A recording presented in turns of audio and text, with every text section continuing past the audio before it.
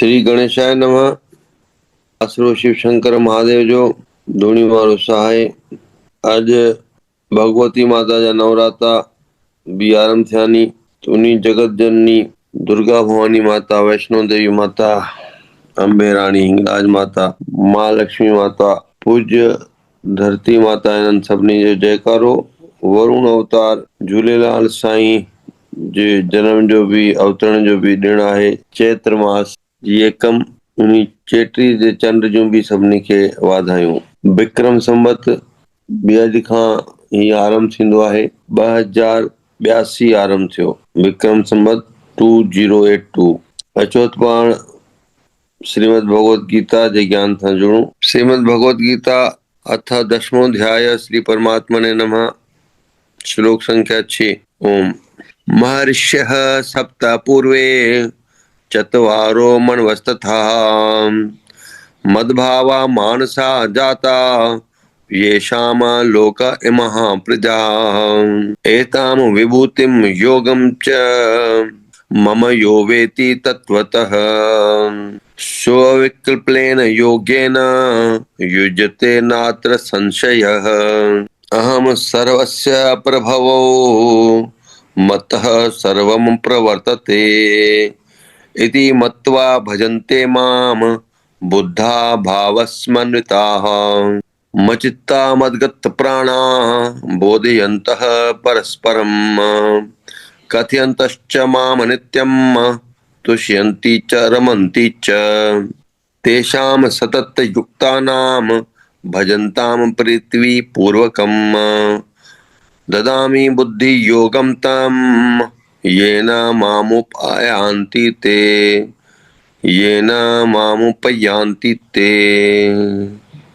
ओम तत्सत। ओम तत्सत। अथ दशमोऽध्यायः।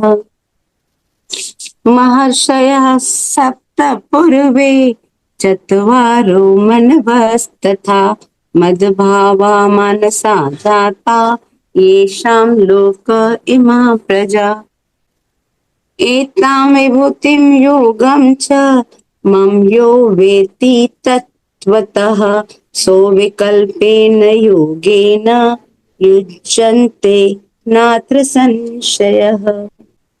अहं सर्वस्य प्रभवो मत्तः सर्वं प्रवर्तते इति मत्वा भजन्ते मां बुधा भावसमन्विता मच्चित्ता मद्गत प्राणा बोधयन्तः परस्परं कथयन्तश्च मां नित्यं तुष्यन्ति च रमन्ति च तेषां सततयुक्तानां भजन्ता प्रीतिपूर्वकं ददामि बुद्धियोगं तं येन मामुपयान्ति ते।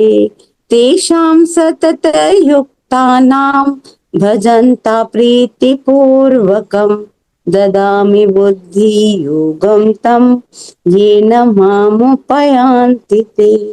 हरि ओम तत्सत। हरि ओम तत्सत। जय जय सदाराम। जय जय सदाराम। तो भगवान ने कहा कि मैं ही संपूर्ण जगत की उत्पत्ति का कारण हूं।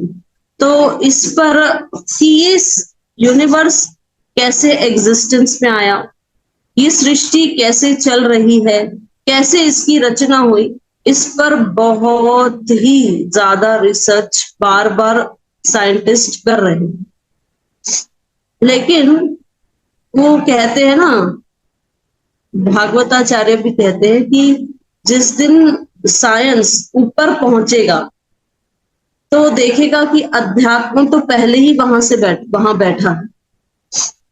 जिस ऊंचे शिखर को ये जो विज्ञान है, ये विज्ञान वहां पहुंचना चाहता है। जब वो वहां ऊंचे शिखर पर पहुंच जाएगा तब देखेगा कि अध्यात्म तो वहां पहले से ही बैठा है।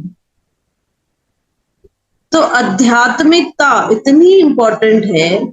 भगवान कह रहे हैं कि बहुत सारी, अब जैसे देखो इस संसार में बहुत सारी थियरीज भी आई, बिग बैंग थियरी आई और कुछ कॉम्प्लेक्स थियरी आई। एक हमने जो हमारी एज के होंगे उन्होंने लगभग डार्विन थियरी भी पढ़ी होगी। और रटाई जाती है स्कूल में, फिर हम लिख के भी आते हैं, मार्क्स भी मिलते हैं, है ना। लेकिन उस पे क्या बताया गया, आगे तो खैर वो गलत ही साबित हुई। उसमें उन्होंने बताया कि जो मनुष्य है वो बंदरों से बना है, यानी धीरे धीरे वानर जाति का इवोल्यूशन हुआ और फिर वो मानव बन गया। तो ऐसा कुछ भी नहीं है, इसको साइंस भी पूरी तरह नकार चुकी है। अगर ऐसा ही होता कि बंदर से इंसान बनता कोई, तो फिर आज तक बस वो उसी समय क्यों हुआ, कुछ वर्षों पहले, लाखों वर्षों पहले, अब क्यों नहीं हो रहा है। अभी भी तो फिर 400-500 जंगल से आना चाहिए ना बंदर की। देखो अब हमारा इवोल्यूशन हो गया, अब हम मानव बन गए हैं। जो उसकी सबसे हाईली इवॉल्व जो बंदरों में मानी जाती है वो चिंपैंजी है, क्लोजेस्ट टू ह्यूमन डीएनए। वो चिंपैंजी भी तो कभी नहीं आया कि देखो मैं ह्यूमन बन गया। तो शक्ति तो भगवान की है। ये सब जो थियरीज है ना, ये तो बचपना है, कर रहे हैं, लेकिन वो जानते नहीं है कि हमारे वैदिक संस्कृति में सारे प्रश्नों का उत्तर वेदों में पहले ही दिया गया है।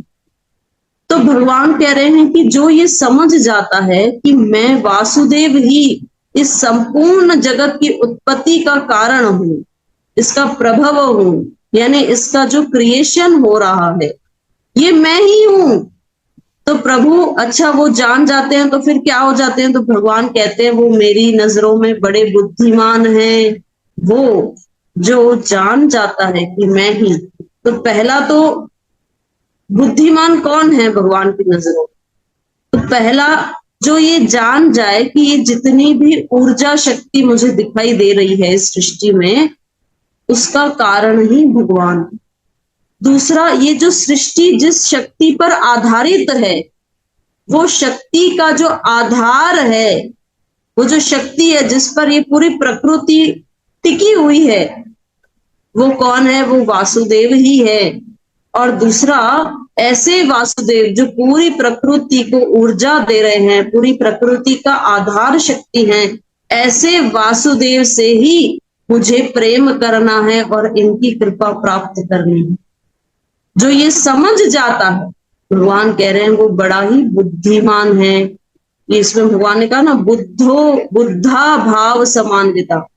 तो केवल बुद्धिमान नहीं, भगवान ने कहा बुद्धि और इंटेलेक्ट और इमोशन दोनों का ही बड़ा सुंदर समन्वय है जिसके अंदर। तो हम किन पैरामीटर्स पर ऑब्जर्व करेंगे कि क्या हम अध्यात्म के मार्ग पर जा रहे हैं सही रूप में। तो भगवान ने कुछ पैरामीटर्स बताए। भगवान ने पहला जो पैरामीटर बताया जिससे आप नाप सकते हो कि आप आध्यात्मिक मार्ग पे सही रूप से चल रहे हो या नहीं, तो पहले भगवान ने कहा समानता। जब तुम हर सिचुएशन में सबके प्रति इक्वल हो जाओगे, सम हो जाओगे। दूसरे अध्याय में भगवान ने बहुत ही सुंदर कहा ना कि समत्वम योगम उच्यते, कि जो इक्वानिमिटी है, जो बैलेंस है, जो हर अनुकूल प्रतिकूल परिस्थिति में स्थिर है, राग द्वेष में भी उसका कोई वो नहीं, ये मुझे पसंद है, ये व्यक्ति नहीं पसंद है, जो ये ऐसे कंप्लेन नहीं करता, किसी से कोई प्रिय है कोई अप्रिय है, ये अच्छा है ये बुरा है, ऐसे कंक्लूड नहीं करता। आदत होती है ना हमें, अरे ये देखो ये व्यक्ति तो ऐसा, ये तो ऐसा। तो ऐसा नहीं, भगवान कह रहे हैं जो सम हो, जो इक्वल हो गया। देखो हमारे शिदानी परंपरा में भी जब सदगुरु साईं सदाराम साहब अपने अंतिम समय में अपनी स्वेच्छा से स्वधाम गमन कर रहे थे, तब उन्होंने संत तुलसीदास साहब को यही कहा कि आने वाली संगत के प्रति तुम सदा ही सम रहना, सबके साथ तुम्हारा व्यवहार सम होना चाहिए, तुम्हारा दर्शन सम दर्शन, वर्तन तो बहुत अलग है लेकिन सम दर्शन, सब में प्रभु को देखना। भगवान ने कहा दूसरा पैरामीटर निर्विकारता। कोई भी विकार, बच्चे को देखा है, जब बच्चा पैदा होता है बहुत छोटा होता है, हम क्यों कहते हैं बच्चे भगवान का रूप होते हैं, क्योंकि उनके अंदर कोई विकार नहीं होता, कोई लोभ नहीं है कि ये, जैसे जैसे बड़ा होता है फिर वो विकार आते हैं, वो नेचुरली वो एक होता है, लेकिन जब वो बहुत ही छोटा है, 1 साल 2 साल का है, तो कितना उसकी स्माइल को देख के ही, देखो जिस घर में बच्चे होते हैं तो वहां का वातावरण भी कितना अच्छा होता है। वो बच्चे ही घर में बड़ों को जोड़े रखते हैं। जब तुम चाइल्डिश नहीं, चाइल्ड लाइक हो जाओगे, मतलब बच्चे नहीं बनोगे, बचपना नहीं है वो अलग, बच्चे जैसे बन जाओगे, सहज बन जाओगे। जैसे मिस यूनिवर्स होती है या मिस वर्ल्ड होती है ना, तो उन्हें भाई मान लो किसी ने वो क्राउन, क्राउन ही बोलते हैं ना, क्राउन जीता है मिस वर्ल्ड का, मिस यूनिवर्स का, तो वो कहीं जाएगी ना अगर, तो उसे बुलाया जाता है कि एज अ चीफ गेस्ट आप आइए, बिकॉज आप तो सम्मानित हैं, आप मिस वर्ल्ड हैं, मिस यूनिवर्स हैं, मिस इंडिया हैं। तो वो जहां जाती है वो क्राउन पहन के जाती है, क्योंकि वो दिखाए ना कि उसे ये अचीवमेंट किया है।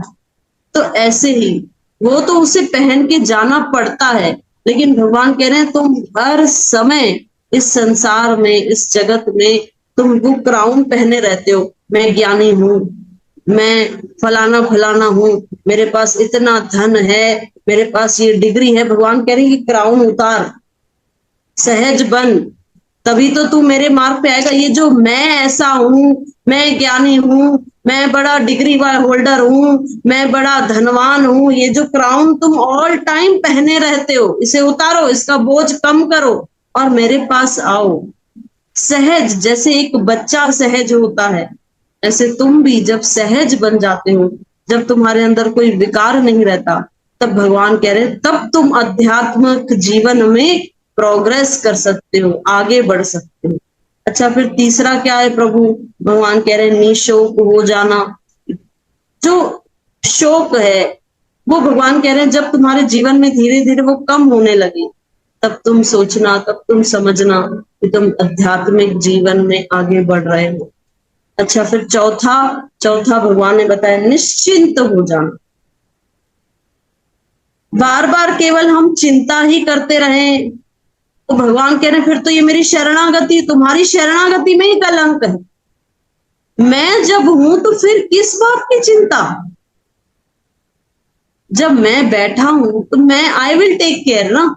एक माँ जो उसका बालक छोटा है उसे क्या देना है, कब देना है, वो एक संसार की माँ को पता है। वो माँ बार बार चिंता करती है, अरे देखो अब मेरे बच्चे के स्कूल से आने का समय हो रहा है, अब उसे ये मुझे खाना देना है, ये जूस देना है, वो हर समय उसका ध्यान रखती है। तो ऐसे ही जब एक संसार की माँ ध्यान रख सकती है, तो ये पूरी जगत की जो माता है ना, भगवान जो पूरे जगत के स्वामी हैं, जो पूरे जगत की माता है, क्या वो ध्यान नहीं रखेंगे कि मुझे कब क्या देना है? जब दांत नहीं थे तब माँ के स्तनों में दूध किसने दिया था? कोई अंदर इंजेक्शन से डाला गया था क्या? नहीं, वो नेचुरली भगवान ने, वो भगवान का वरदान है, उसमें कितने पौष्टिक तत्व हैं। कोई भी पेडियाट्रिशियन के पास जाओगे यही कहते हैं कि 6 महीने केवल माँ के दूध पे बच्चे को होना चाहिए। तो वही बात है, जब दांत नहीं थे तब माँ के स्तनों में भी भगवान ने दूध दिया। जब दांत आए, भगवान को पता था अब दांत आ रहे हैं, अब ये अन्न खाएगा, तो उस अन्न को पचाने की शक्ति भी भगवान ने ही दी। कोई इंसर्ट नहीं किया था किसी ने इंजेक्शंस डाल के।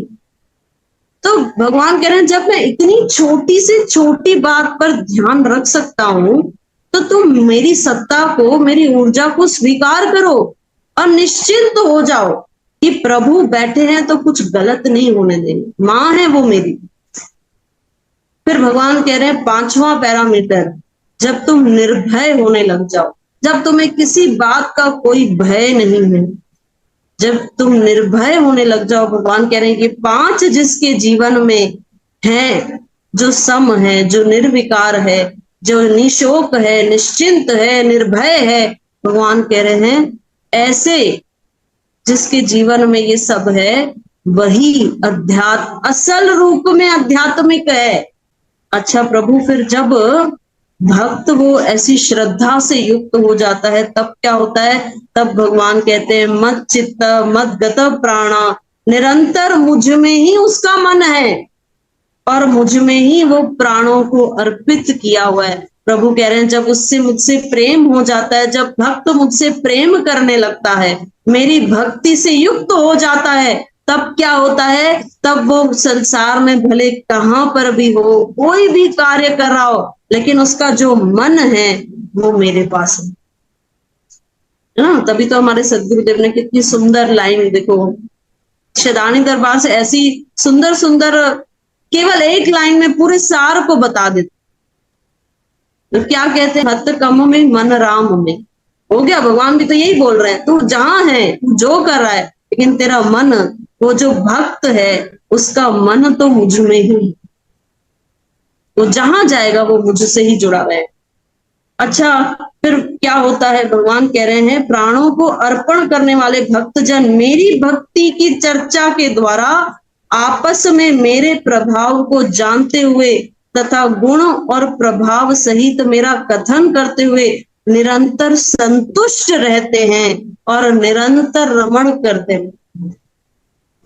अच्छा चलो, एक लाइव एग्जाम्पल, मोबाइल तो सब यूज करते हैं, कंप्यूटर भी सभी यूज कर चुके होंगे, अब तो एडवांस वर्जन आ गए। लेकिन सूरज भी, आपकी तो ये फील्ड ही है, आप बताना, जब तक वो डिवाइस कंटिन्यू उस पावर सप्लाई से जुड़ा है, तो क्या वो डिवाइस डिस्चार्ज होगा? नहीं, बिल्कुल नहीं। जी बिल्कुल नहीं होगा, नहीं होगा। क्यों? क्योंकि वो कंटिन्यू अपने पावर सप्लाई से जुड़ा है, इसलिए डिस्चार्ज होगा ही नहीं। तो ऐसे ही भगवान कह रहे हैं जो भक्त है ना, इसीलिए डिस्चार्ज नहीं हो। तो यही है, भगवान कह रहे हैं कंटिन्यू मेरे सोर्स से कनेक्टेड रहता है। अच्छा, फिर कंटिन्यू सोर्स से कनेक्टेड है तो दो लक्षण उसमें आ जाते हैं। अच्छा, क्या आते हैं? भगवान कह रहे हैं एक तो पहला लक्षण, वो हमेशा संतुष्ट रहे, नो कंप्लेन्स एट ऑल।